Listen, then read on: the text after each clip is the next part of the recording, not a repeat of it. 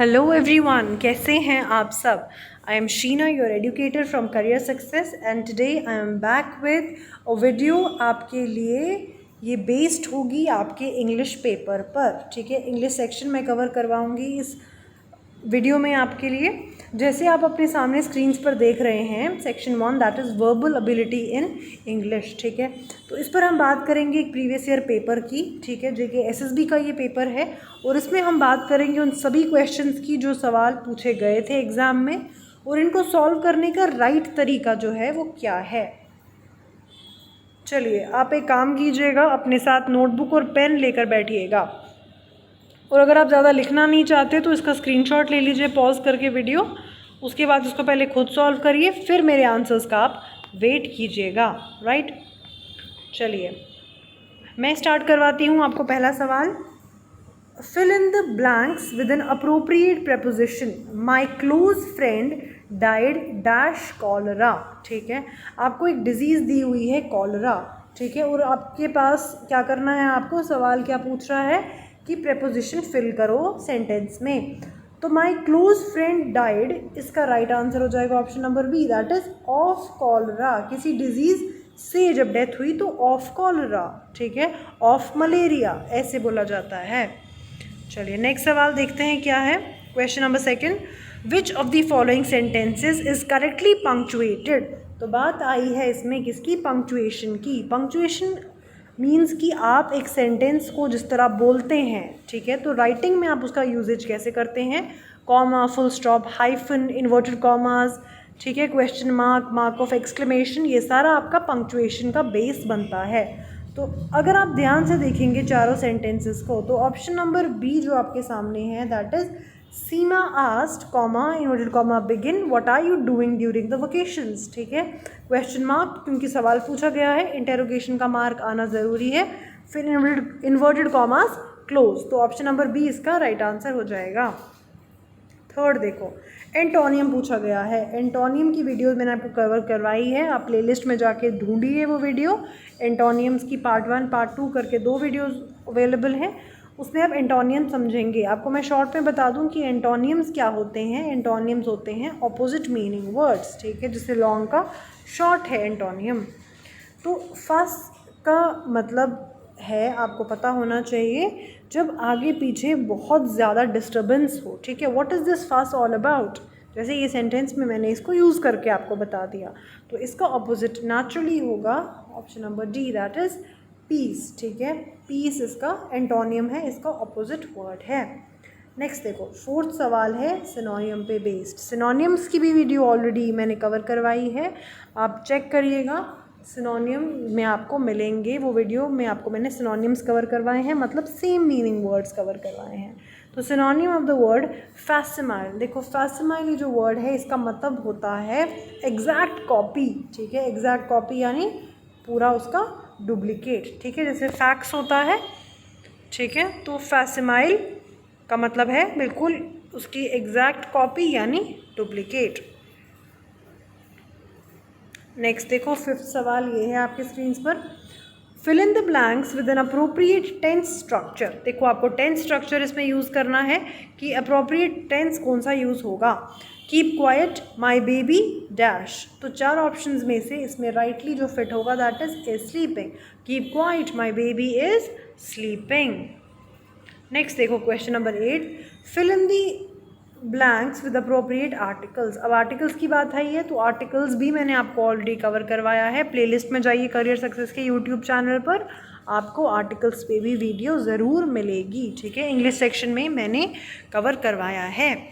तो dash Hindustan Times is dash famous English daily, ठीक है। तो आपके पास ऑप्शन नंबर बी जो है ये करेक्ट हो जाएगा। क्यों, क्योंकि क्या यूज़ होगा आपको मैं बता दूं, तो यूजेज क्या होगा, the Hindustan Times is a famous English daily, ठीक है, is a famous English daily. तो option number B is the right answer. 7th question क्या है, fill in the blanks with appropriate articles. Dash cow is dash useful animal, ठीक है, तो क्या हो जाएगा, the cow is a useful animal. तो ऑप्शन नंबर सी करेक्ट है। नेक्स्ट देखो, 8th क्वेश्चन है, द एंटोनियम ऑफ गैदर, ठीक है, इजी सा है। गैदर का मतलब अगर आपको पता है तो एक जगह जमा हो जाना, उसको कहते हैं गैदर। जैसे gather in the ground, gather in the assembly hall. तो इसका ऑपोजिट एंटोनियम क्या हो जाएगा? डिस्पर्स। आपने ये वर्ड सुना होगा डिस्पर्स। डिस्पर्स का मतलब हो जाता है मूव, ठीक है। मतलब अगर आप एक जगह असेंबल हुए हैं तो आपको बोला जाता है डिस्पर्स, मतलब जहाँ से आप हो वहाँ उस जगह से मूव कर जाओ। तो इसका राइट आंसर है ऑप्शन नंबर सी। 9th देखते हैं। Identify the meaning of the underline idiom he won hands down. ये लिखा है he won hands down. Hands down का मतलब होता है बहुत आराम से, बहुत आसानी से जीत गया वो। तो वेरी इजीली, ऑप्शन नंबर ए इसका राइट आंसर हो जाएगा। देखो अब आपके सामने एक पैसेज है। मैंने आपको हर बार बताया है कि डायरेक्शंस क्वेश्चन की पढ़ना मोस्ट इंपॉर्टेंट है। तो read the passage and answer the questions that follow on the basis of the information provided in the passage. चलो ये पैसेज पढ़ो और उसके बेसिस पे सवाल जो हैं आगे पूछे गए हैं उनको सॉल्व करो। पॉज करो ये वीडियो और ख़ुद इस पैसेज को पढ़ के आंसर सॉल्व करने की कोशिश करने के बाद मुझे कमेंट सेक्शन में ज़रूर आंसर दीजिएगा। देखो, education planning should aim eight meeting the educational needs of the entire population of all age groups, ठीक है। While the traditional structure of education as a 3-layer hierarchy from the primary stage to the university represents the core, we shouldn't overlook the periphery, which is equally important under modern conditions. Workers need to rewind or renew their enthusiasm or strike out in a new direction or improve their skills as much as any university professor. The retired and the aged have their needs as well. Educational planning, in other words, should take care of everyone's need. ठीक है, ये educational planning, in other words, should take care of everyone's needs. Our structure of education has been built up on the assumption that there is a terminal point to education. This basic defect has become all the more harmful today. UNESCO report, UNESCO की report के बारे में बात हुई है। Entitled मतलब नाम क्या है उस रिपोर्ट का? Learning to be prepared by Edgar Faure and others in 1793 asserts that the education of children must prepare the future adults for various forms of self-learning. A viable education system of the future should consist of modules with different kinds of functions serving a diversity of constituents. And period of study shouldn't be based for credentials.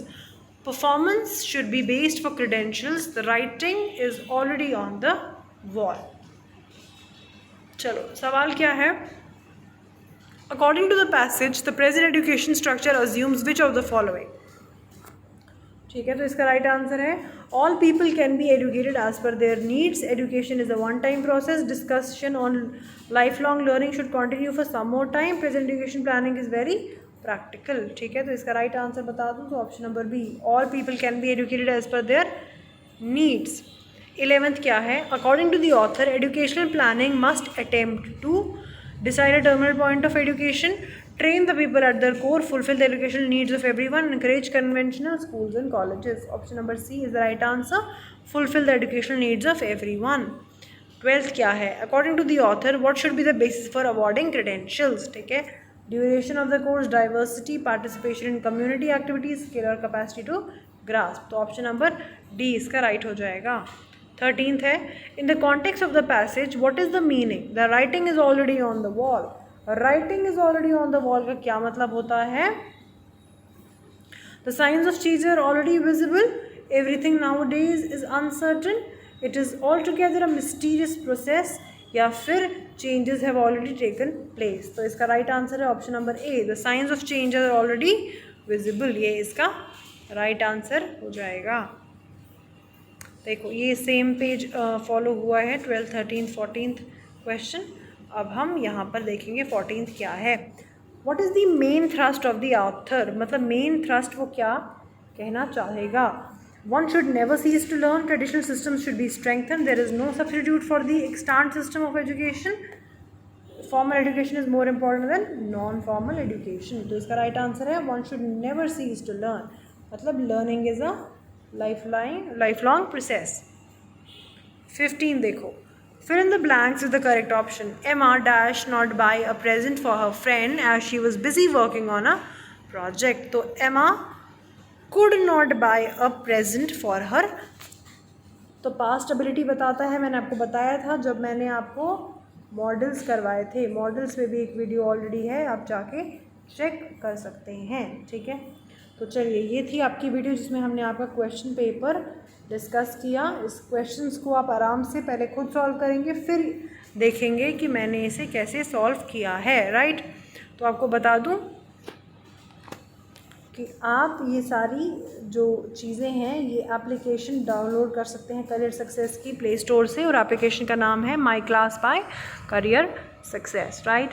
So take very good care of yourself. I'm Sheena, your educator. I sign off today and I shall meet you very soon again with another video. Till then, goodbye.